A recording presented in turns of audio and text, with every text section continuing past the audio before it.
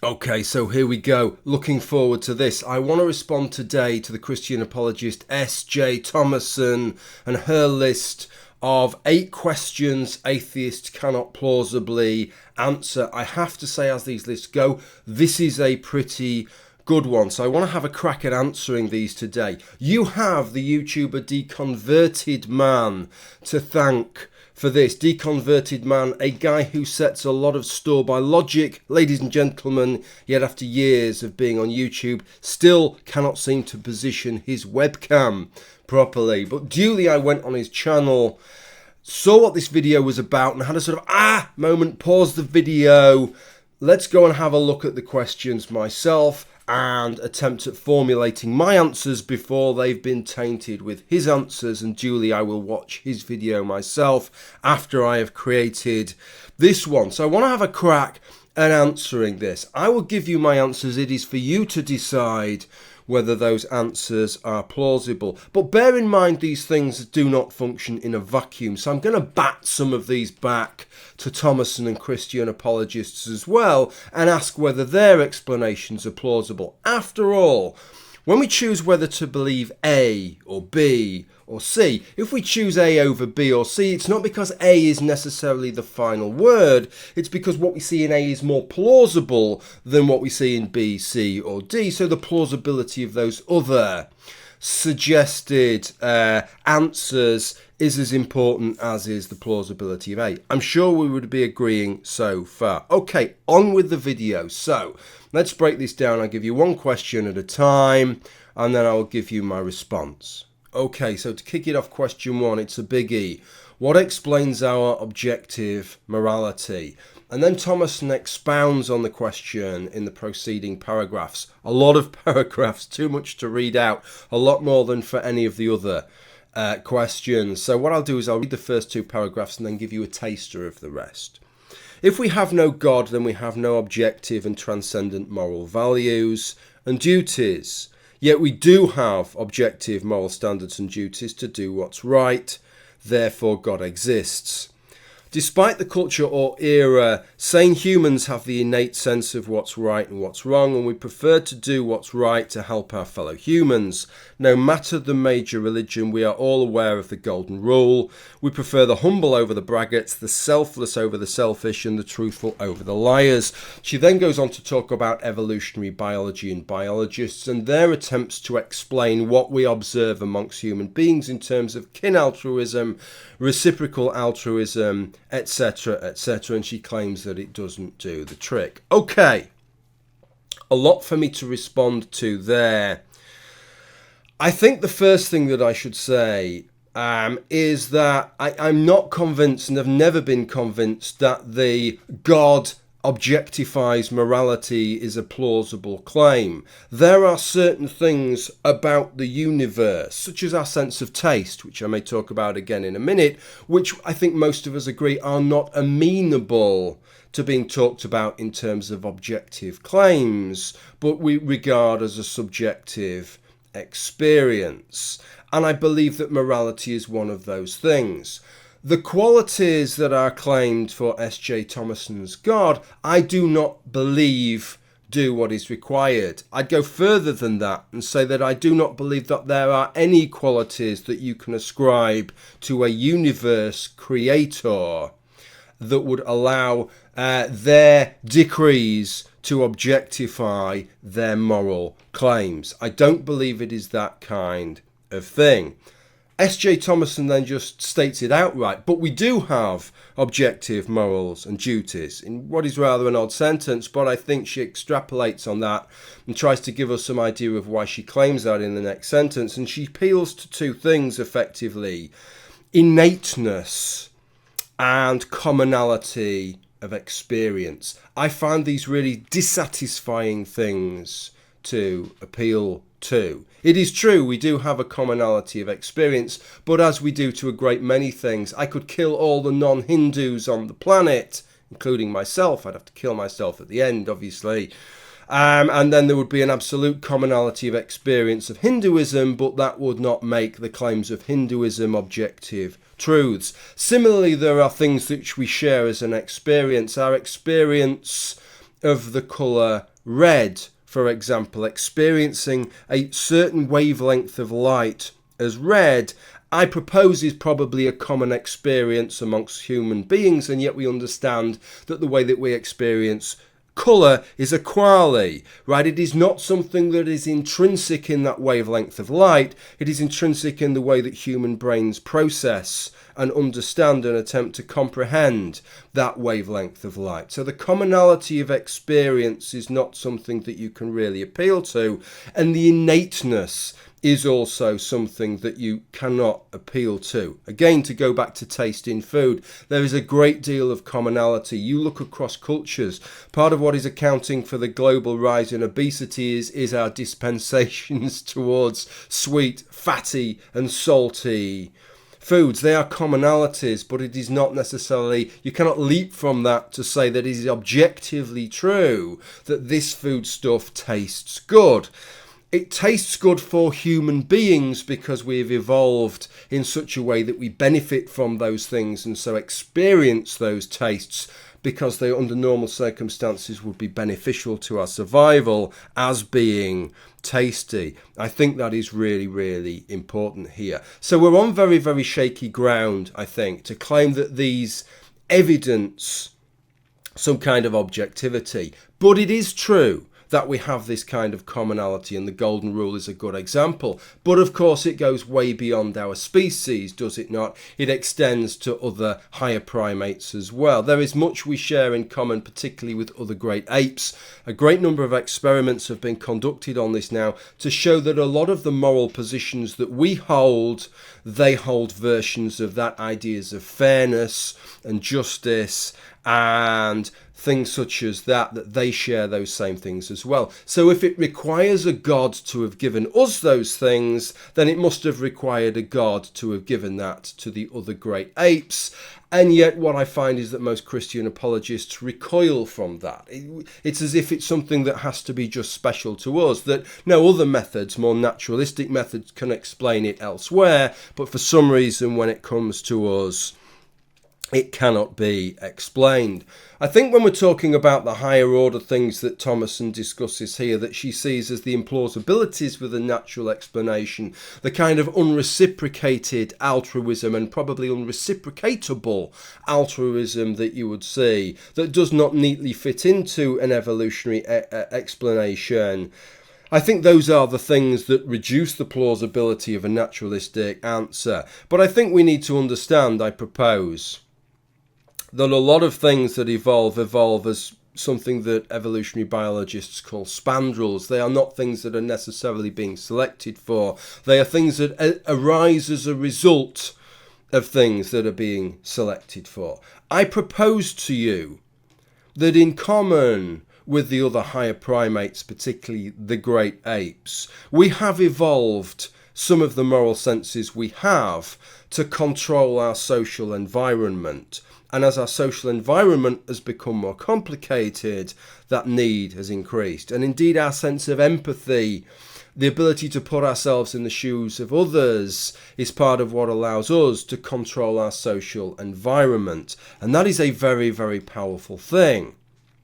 But perhaps the spandrel effect of that is that we start putting ourselves in the shoes of others, empathizing with others, and that encourages us towards actions that are not directly evolutionarily being selected for, but arise spandrel-like from things which have been selected for. The same thing with our incredible levels of intelligence, which allows us to predict the results of our actions several stages down the line, which means that we end up doing things which would not arise spontaneously as a result of normal evolutionary processes. We end up doing things which might not fill normal evolutionary selection pressures, but we do them because we are so incredibly far-sighted in terms of our actions.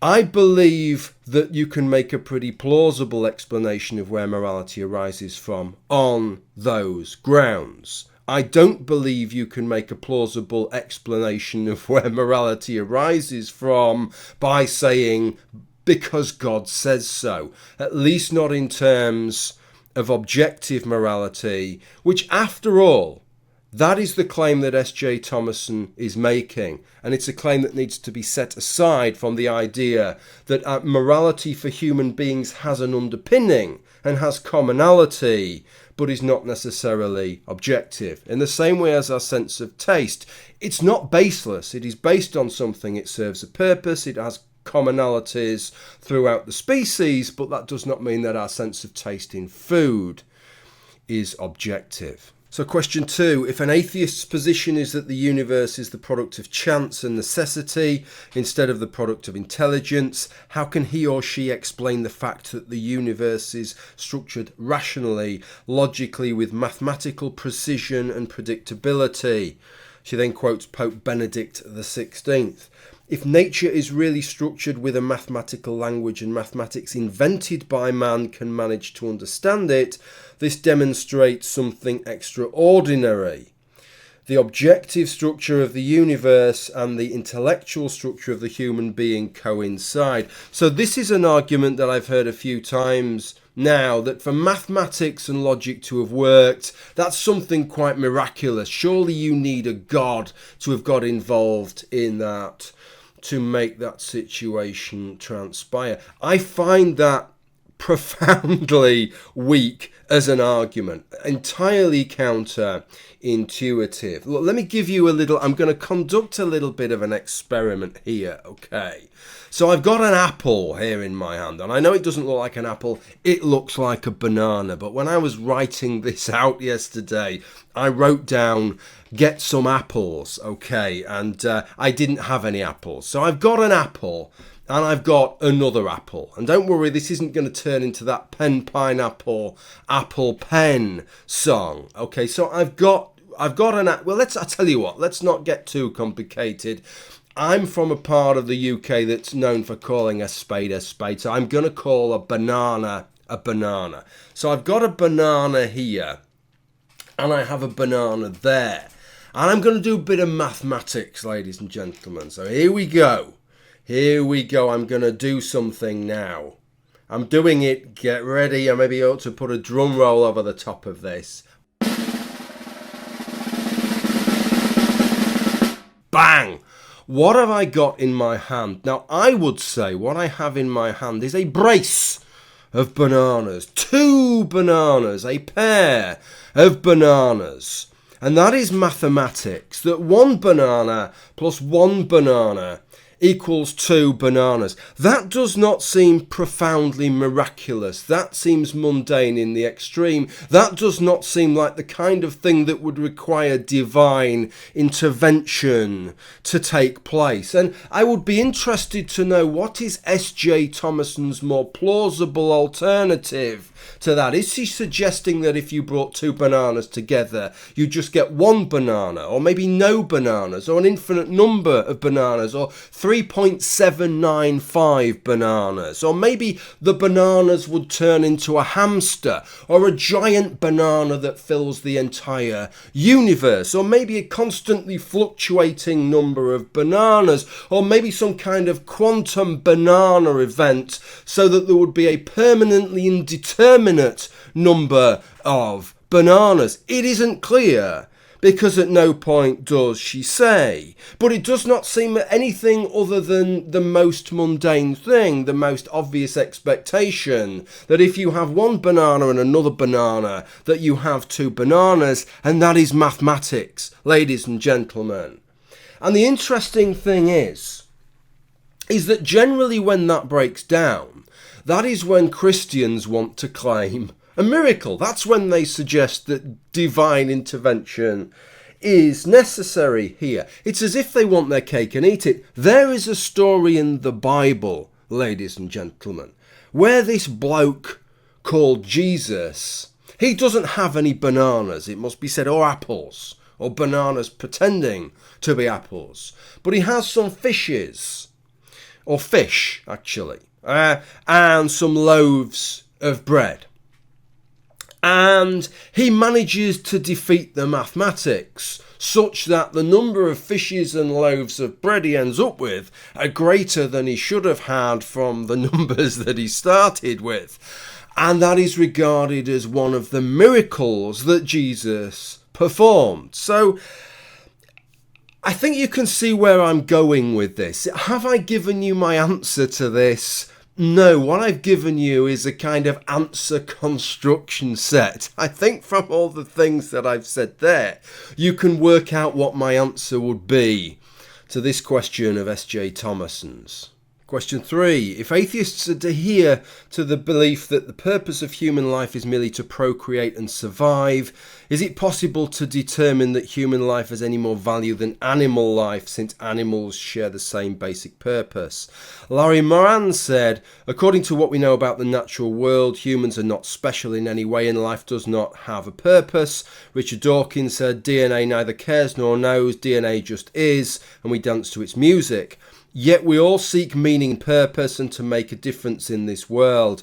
In an atheistic worldview, this is completely irrational, as we're just lucky beneficiaries with a temporary existence on some random planet that is doomed for destruction one day. The reason we desire meaning and purpose is because our Maker has hardwired us to do so. So Thomason ends with that bold assertion, but I suggest to you that that bold assertion is no more plausible than if I was to just sit here and say that, well, the reason that we desire meaning and purpose is because the process of evolution has hardwired us with a desire to find meaning and purpose. And I could say absolutely no more than that.